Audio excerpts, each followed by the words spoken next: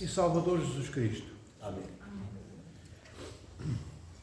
Conhecido que é de todos vós este Evangelho, hoje não nos ficaremos apenas por aquilo que é, ou por aquela que é, a vertente mais conhecida deste Evangelho.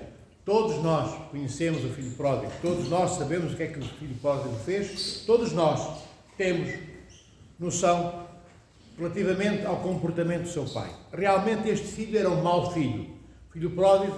O filho pródigo não era, nunca foi, de forma alguma, em tempo nenhum, o modelo exemplar de filho.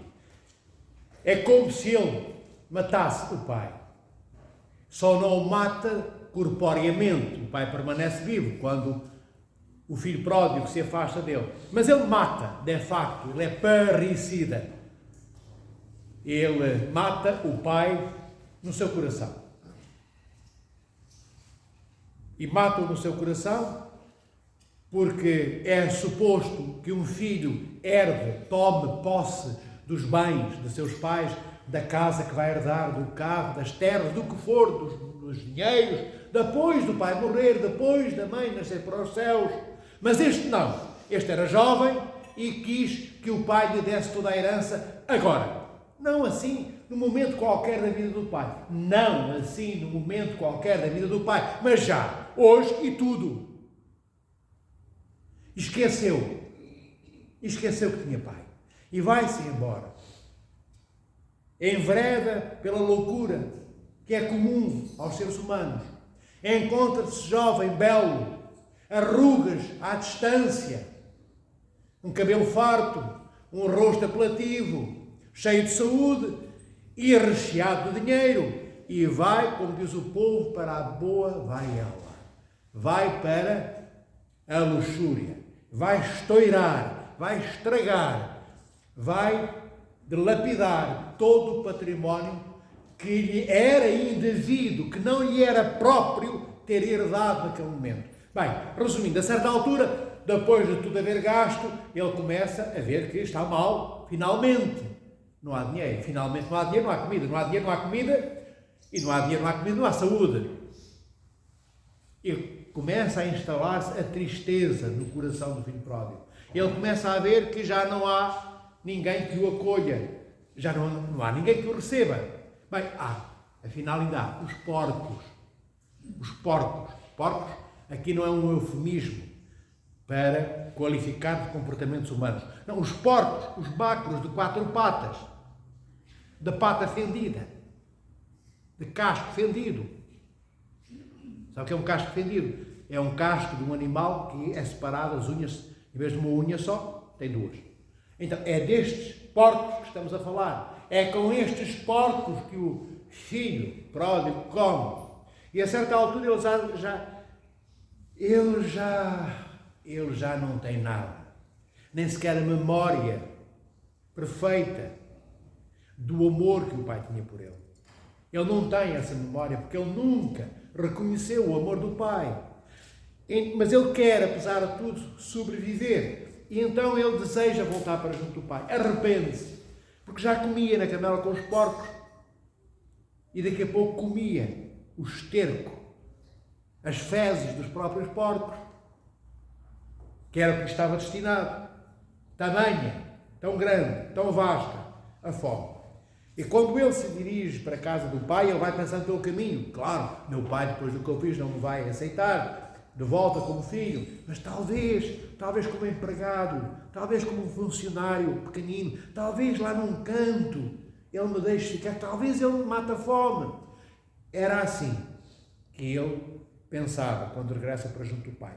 Mas há qualquer coisa no filho pródigo que é grandioso no meio de tanta miséria.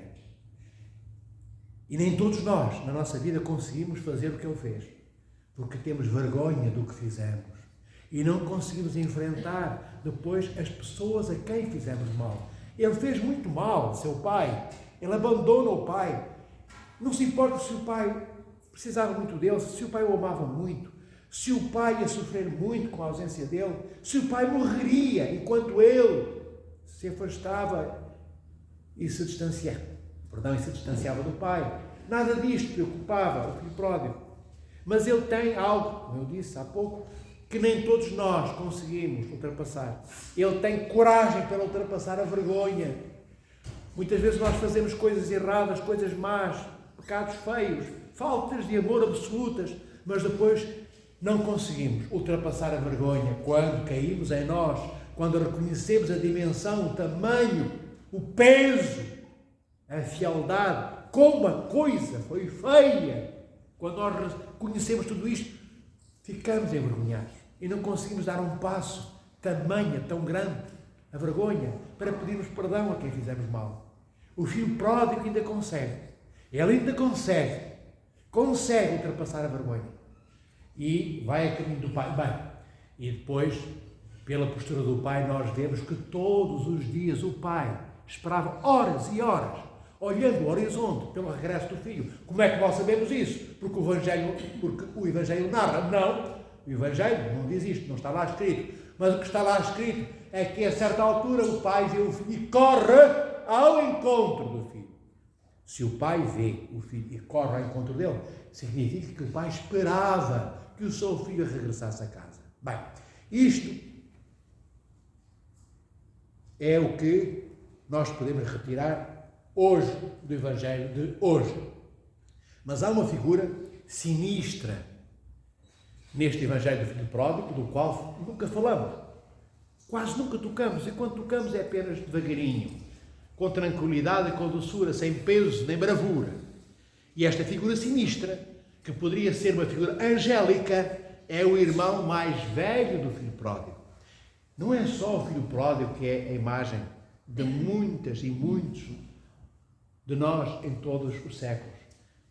É esta figura que eu vos digo sinistra, do irmão mais velho do filho pródigo, e não angélica. Porque é sinistra e não angélica? Porque é sinistra e não angélica? Sinistra quer dizer medonha, aterradora, terrível. Isto eu quero dizer sinistra. Porque ele, quando vê o irmão mais novo, que é o filho pródigo, regressar, não faz aquilo que Deus faz connosco. Ele deveria ter corrido ao encontro do irmão mais novo, o filho mais velho, como o pai correu ao encontro dele. Mas ele não fez isso. Ele deveria ficar feliz, o filho mais velho, quando vê que o irmão é recebido não como um escravo, não como um empregado, não como um funcionário reles que comia 2 bagos de arroz ou de grão ou feijão por dia. Não. O filho mais velho deveria-se alegrar por ver que seu pai, apesar de ter sido abandonado, apesar do filho mais novo não ter ajudado na lavoura, não ter ajudado os animais, não ter estado em casa, não ter acompanhado o pai, não ter dado um carinho, uma palavra de amor a seu pai, o filho mais velho deveria ter tido a postura que seu pai teve para com o filho mais novo, e a postura que seu pai tem para com o filho mais novo é a postura que Deus tem para com todos nós. E o que o pai faz é dar aquele anel e um vestido novos ao filho pródigo e dá-lhe umas sandálias novas e mata-o no velho gordo. E o filho mais novo, essa tal figura que eu chamo de sinistra, de terrível, por isto, não se alegra, ele tem ciúme, ele tem inveja e nem quer entrar na festa, como diz o Evangelho de hoje. É o pai que vai lá fora, convenceu a explicar-se ainda perante o filho porque é que é importante que ele esteja. O filho mais velho deveria-se alegrar. E porque é que ele não se alegrou com tudo o que o pai lhe deu ao filho mais novo, ao seu irmão? Não se alegrou porque ele não percebeu o ciúme e a inveja tomaram posse de todo o amor que deixou de existir a partir daí no filho mais velho.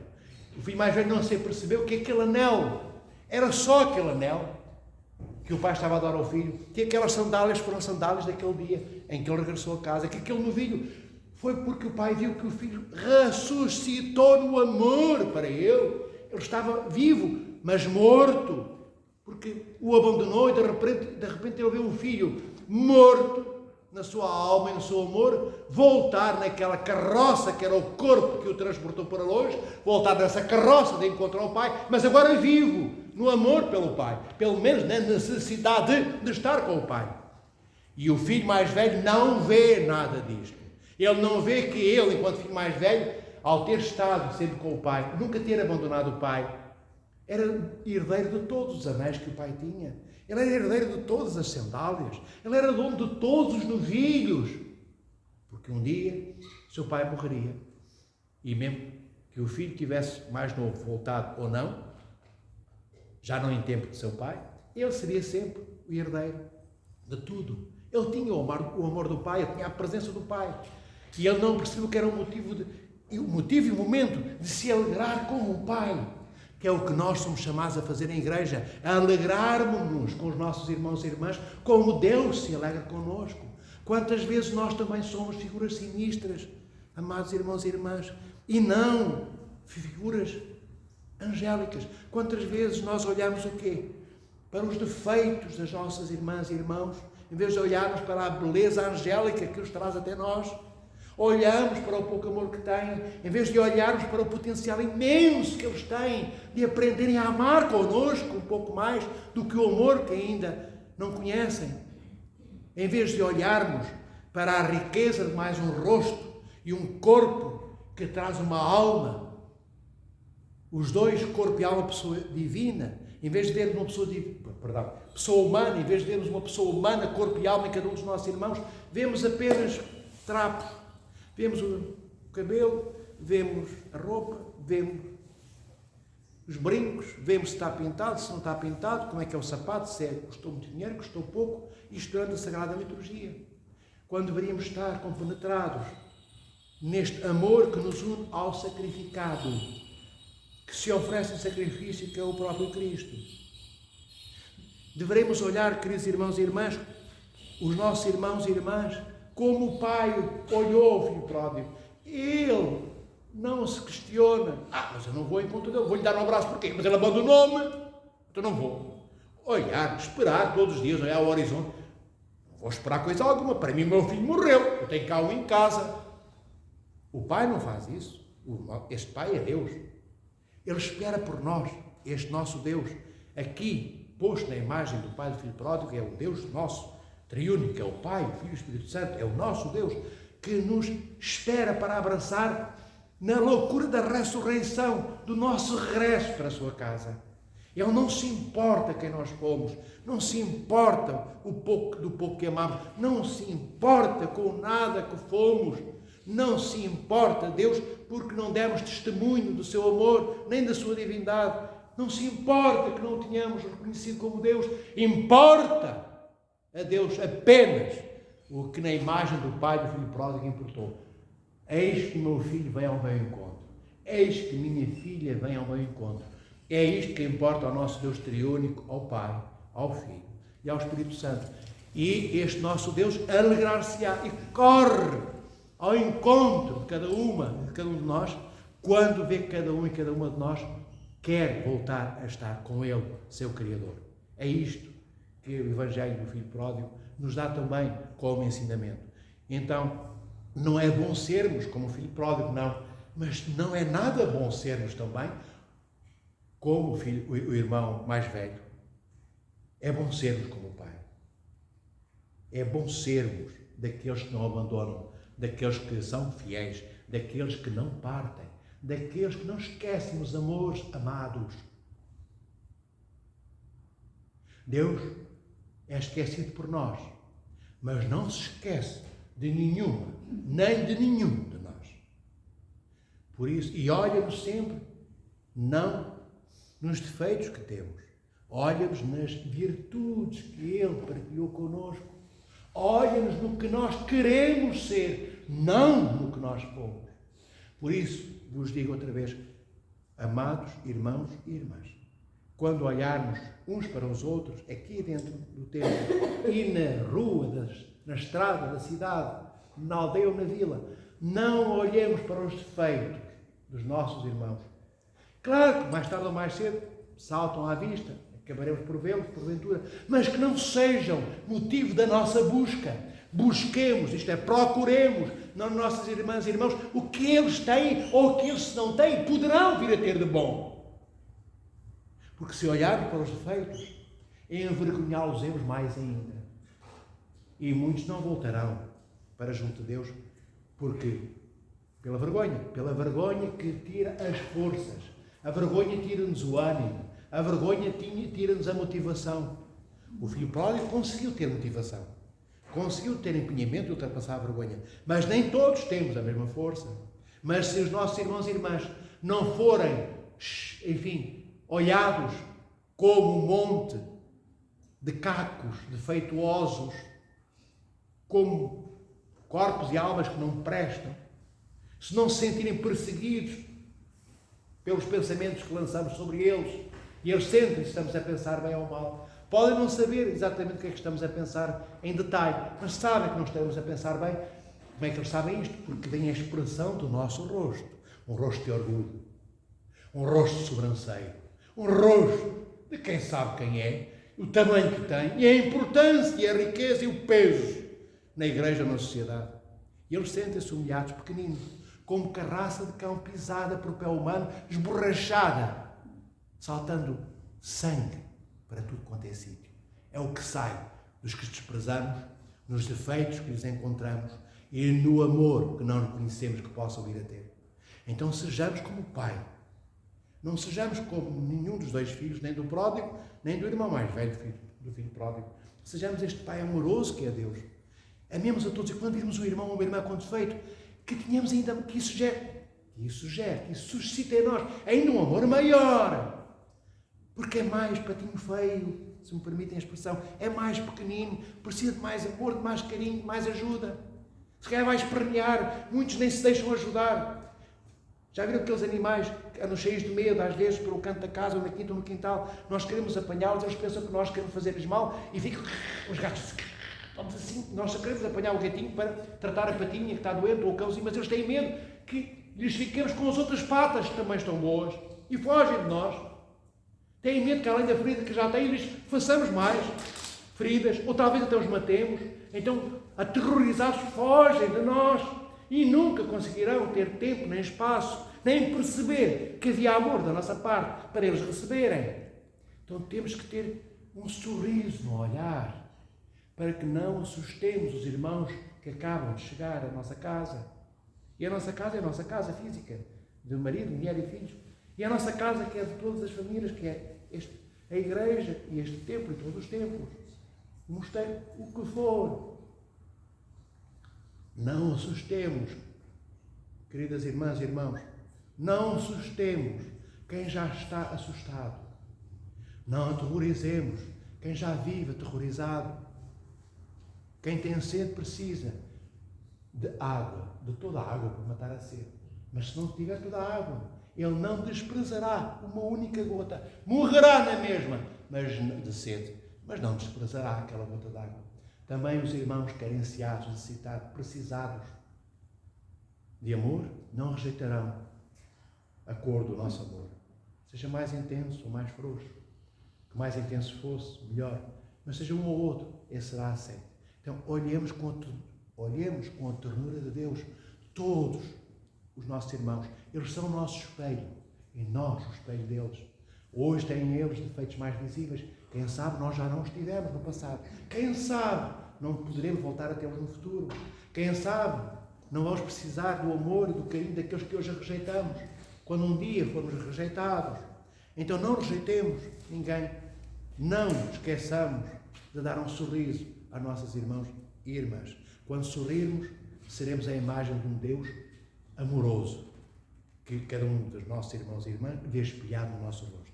Que o Senhor vos proteja, guarde, abençoe e vos ilumine para o início desta santa e grande quaresma que se inicia daqui a 2 semanas. Agradeço a todas as famílias que hoje têm marcações para a bênção de casas.